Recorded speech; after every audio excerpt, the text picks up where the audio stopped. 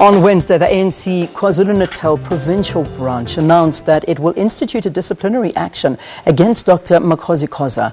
Khoza, who has been vocal in calling for President Jacob Zuma to step down from his position as the president, is said to have brought the party into disrepute.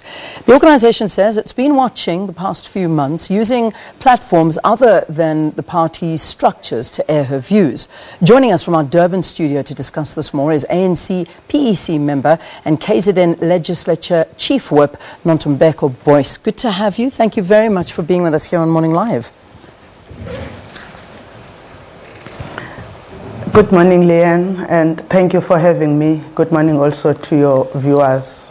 Now, the KZN branch says the decision was prompted by Dr. Khoza's violation of the oath she took when she became a member of the party. What exactly does this oath say?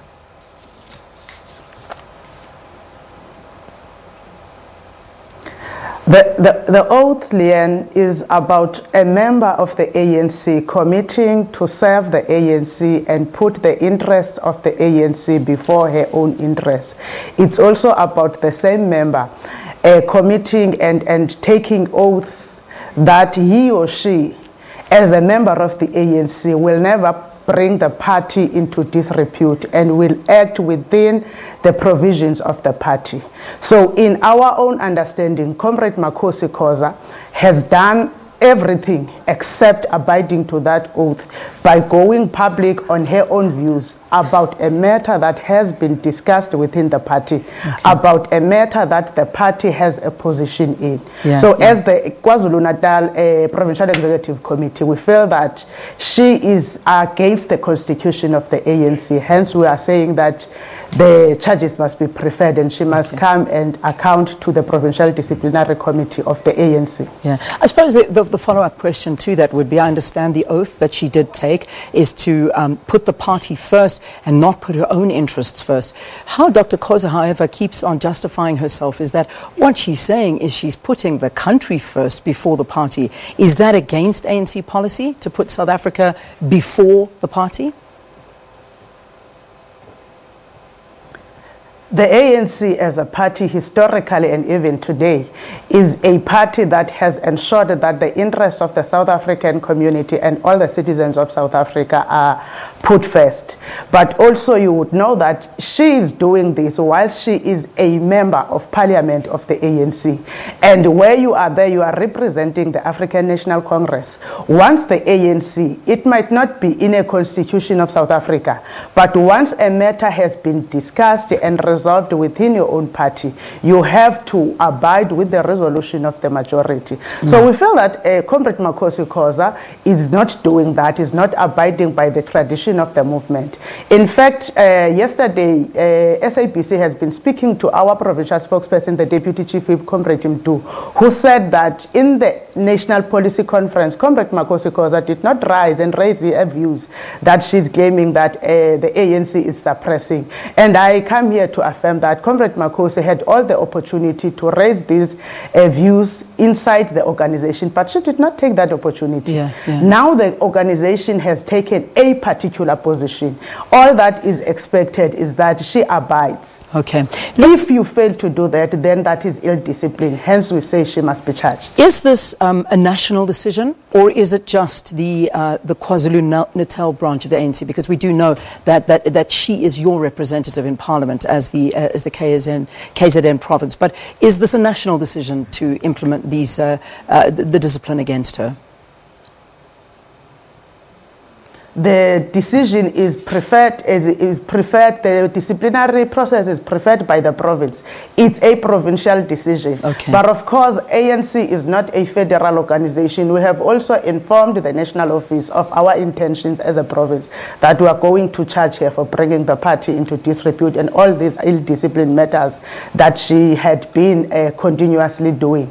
National is aware, but a decision was taken here at the level of the province. You know, it's quite difficult difficult, though, because of late we've heard a lot of ANC party members who are also parliamentarians speak out against President Jacob Zuma and their desire to see him step down, and them speaking about the detrimental effects that some of his actions are having on the country. We've seen former Finance Minister Provincial speak about that, yet there's been no call for him to step out.